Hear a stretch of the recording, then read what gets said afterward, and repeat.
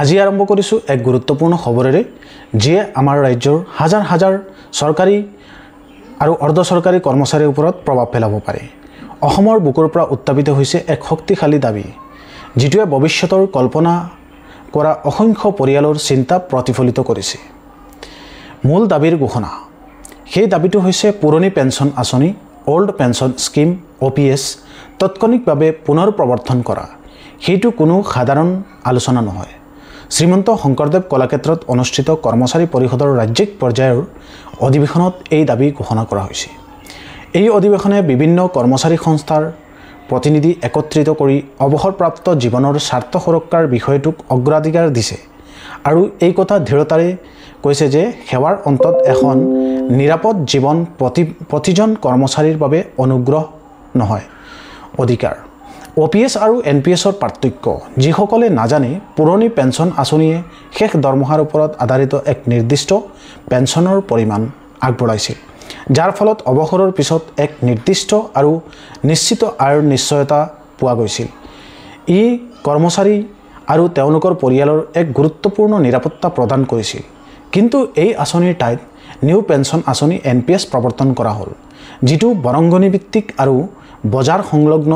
যদিও ই বিভিন্ন উদ্দেশ্যৰে প্ৰস্তুত কৰা হৈছিল, বহু কৰ্মচাৰীয়ে অনুভৱ কৰে যে ই এক স্তৰৰ নিশ্চিত নিৰাপত্তা প্ৰদানত ব্যৰ্থ হৈছে আৰু তেওঁলোকৰ ভৱিষ্যত বজাৰৰ উত্থান পতনৰ ওপৰত নিৰ্ভৰশীল।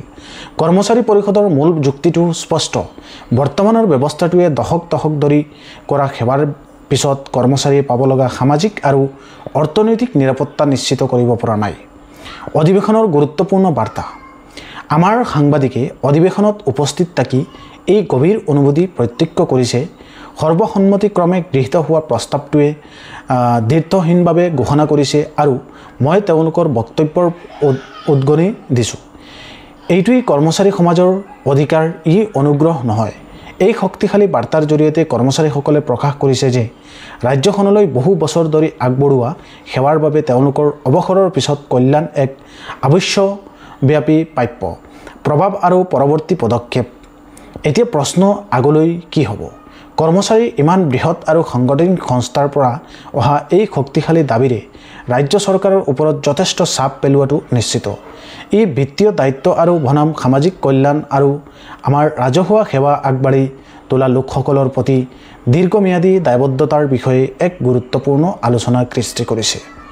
আমি আশা কৰিছোঁ যে এই বিষয়টো ৰাজনৈতিক মহল আৰু ৰাজহুৱা আলোচনাৰ এক মুখ্য বিষয় হৈ পৰিব।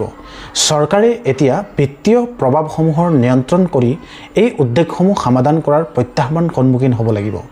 OLS অসমে প্ৰতিটো বিকাশৰ ওপৰত নজৰ ৰাখিব। পুৰণি পেঞ্চন আঁচনিৰ দাবী অসমৰ কৰ্মচাৰীসকলৰ এক স্পষ্ট বাৰ্তা। আমি এই খবৰটো আগুৱাই যোৱাৰ লগে লগেই আপোনালোকক পৰৱৰ্তী আপডেটসমূহ দি থাকিম। চৰকাৰে এই দাবী গ্ৰহণ কৰিবনে, সেয়া সময়তে গম পোৱা যাব। সেই বিষয়ে অধিক খবৰৰ বাবে আমাৰ সৈতে থাকক।